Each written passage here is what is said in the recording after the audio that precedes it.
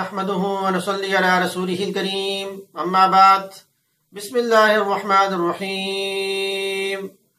رسول اللہ صلی اللہ علیہ وسلم ممبر پر تشریف لائے، آپ نے ممبر کی پہلی سیڑھی پر قدم رکھا، فرمایا آمین۔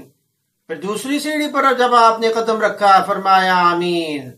پھر اسی طرح جب تیسری سیڑھی پر آپ نے قدم رکھا، فرمایا آمین۔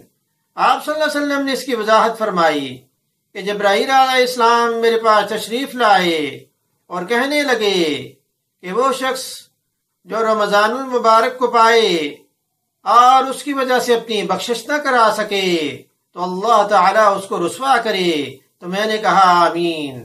جب دوسری سیڑھی پر میں نے قدم رکھا تو جبرائیل علیہ السلام کہنے لگے کہ وہ شخص جو اپنے والدین کو یا کسی ایک کو پائے اور ان کی نافرمانی کر کے جہنم میں چلا جائے، اللہ تعالیٰ اس کو رسوا کرے، تو میں نے کہا آمین۔ پر جب تیسری سیڑھی پر میں نے قدم رکھا تو جبرائیل علیہ السلام کہنے لگے کہ وہ شخص جس کے سامنے آپ کا نام لیا جائے اور وہ آپ پر درود نہ بھیجے تو اللہ تعالیٰ اس کو رسوا کرے، تو میں نے کہا آمین۔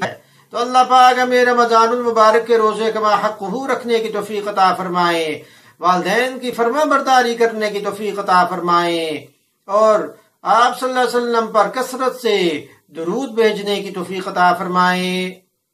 حدیث سننے کے بعد اسے شیئر بھی کریں تاکہ یہ آپ کے لیے صدقہ جاریہ بن جائے۔